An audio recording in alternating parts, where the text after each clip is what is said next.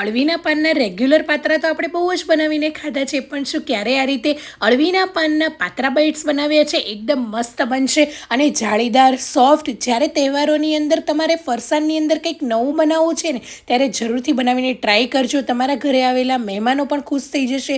એટલા સરસ એવા બનશે. એકદમ સિમ્પલ રીતે બની જતા ઘરના તમામ મસાલાથી આજે આપણે એકદમ બાળકોને પણ ભાવે ને એવા પાત્રા બાઇટ્સ ઘરે બનાવી લઈશું. તો પાત્રા બાઇટ્સ બનાવવા માટે અહીંયા મેં આ રીતે અળવીના પાન લીધેલા છે. તો આ રીતે એક રોલ લીધો છે, જેની અંદર 4 પાન છે. તો આ રીતે નાના મોટા મિક્સ પાન છે. તમારી પાસે જે પણ અવેલેબલ હોય કે તમારી ત્યાં નજીકમાં માર્કેટમાં જેવા પાન મળતા હોય તમારે લઈ લેવાના.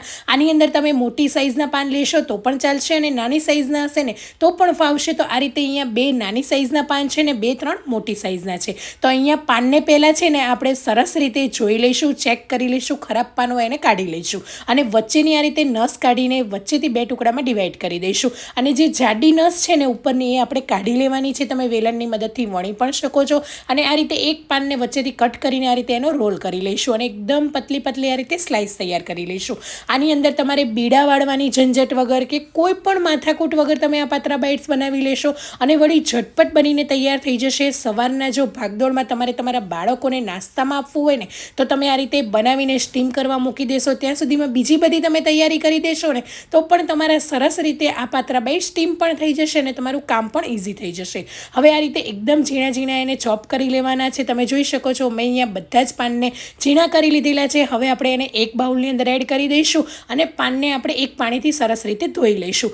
આખા પાન પણ તમે ધોઈ શકો છો, પણ એની જગ્યાએ આ રીતે તમે ઝીણા ચોપ કરીને ધોશો ને તો તમારું કામ એકદમ ઇઝી થઈ જશે અને એકદમ જે એની ઉપરની કંઈ પણ ધૂળ માટી કે કંઈ હશે ને એ બધું નીકળી જશે. 1 થી 2 સેકન્ડ પાણીમાં પલળવા દઈશું અને એ પછી આ રીતે પાણીને નિતારીને આપણે એક પ્લેટની અંદર કાઢી દઈશું.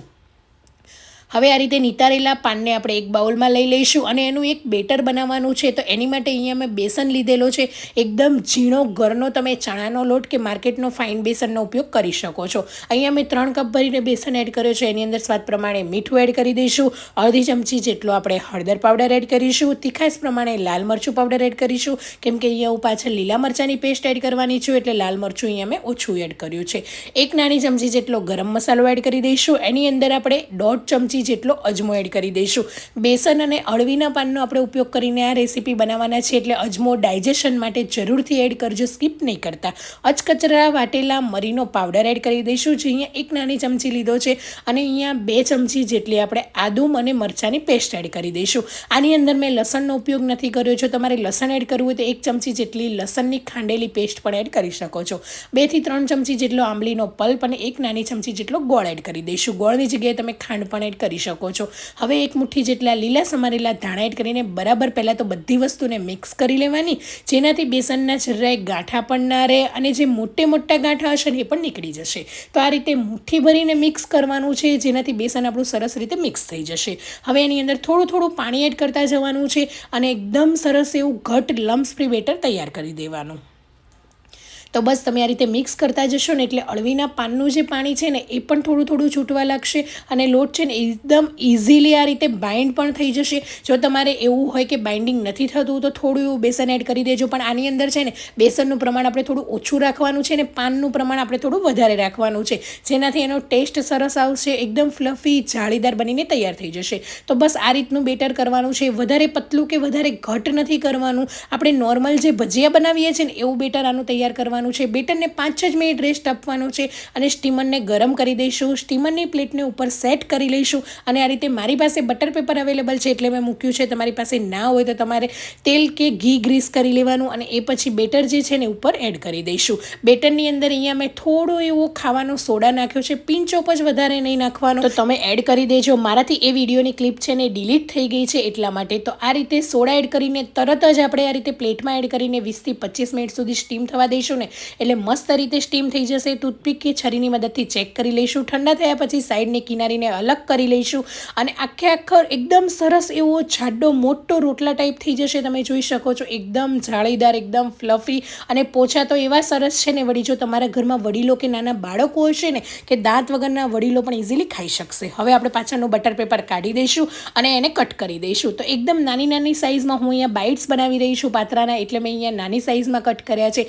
એકદમ આ રીતે નાની નાની સાઇઝમાં કટ કરી લઈશું, જેનાથી લુક પણ સરસ આવશે અને ઘરમાં બધાને ખાવાની બહુ જ મજા આવશે. ખરેખર આ એક હેલ્ધી રેસીપી છે. તમે તમારા બાળકોને નાસ્તાની અંદર જો બીજું બહારના માર્કેટના પેકેટ્સ આપતા હોય કે તળેલી વસ્તુ જો તમારે ના આપવી હોય ને તો આપીને જરૂરથી ટ્રાય કરજો. તમારા બાળકો છે ને એ લંચ પાછો ક્યારેય નહીં લાવે, એ મારી ગેરંટી છે. એટલા મસ્ત લાગશે. હવે આ રીતે એને છૂટા કરી લઈશું, એક પ્લેટની અંદર કાઢી દઈશું અને એનો આપણે વઘાર કરી દઈશું. વઘાર વગર પણ એટલા સરસ અને એટલા મસ્ત લાગે છે અને વઘાર કર્યા પછી તો એનો જે ટેસ્ટ છે ને એ ડબલ થઈ જશે. તો આ રીતે તડકા પેનની અંદર 2 થી 3 ચમચી તેલને ગરમ કરી દઈશું.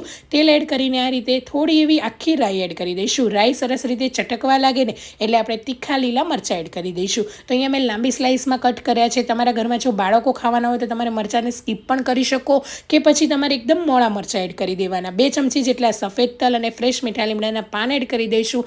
વઘારને 1 થી 2 સેકન્ડ જ ખાલી મિક્સ કરી લઈશું હાઈ ગેસની ફ્લેમ પર.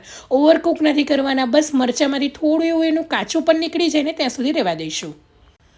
તો બસ આ રીતે તલ ચટકવા લાગે અને મરચાં છે ને થોડા એવા સોફ્ટ થઈ જાય ને એટલે કટ કરેલા બધા જ પાત્રા બાઇટ્સ એડ કરી દઈશું. તો આ રીતે બધા જ કટ કરેલા એડ કરી દેવાના છે પાત્રા બાઇટ્સ અને વઘારને મસ્ત મજાનો મિક્સ કરી દેવાનો છે.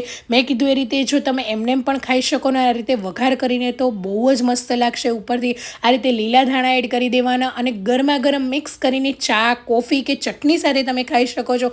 એટલા સરસ લાગશે. તમે પાત્રા ખાતા હશો ને તો એ પાત્રાનો ટેસ્ટ પણ ભૂલી જશો, એટલા મસ્ત મજાના બનશે. અને જો ઘરે કોઈ મહેમાન આવ્યા હોય ને તો એક નવી વસ્તુ થઈ જશે, કંઈક અલગ જ ફરસાણમાં થઈ જશે. તો ક્યારે જો ના બનાવ્યું હોય ને તો જરૂરથી બનાવીને ટ્રાય કરો. અને હા, તમે મારા વિડીયો ક્યાંથી જોવો છો એ પણ મને જરૂરથી જણાવજો અને તમને મારી રેસીપીઓ કેવી લાગે છે એ પણ મને કમેન્ટ બોક્સ કરજો. અને હા, આજની મારી રેસીપી કેવી લાગી ને એ પણ મને જરૂરથી કમેન્ટ બોક્સમાં જણાવજો. આવજો. જય શ્રી કૃષ્ણ. મળીએ એક નવા વિડીયો સાથે.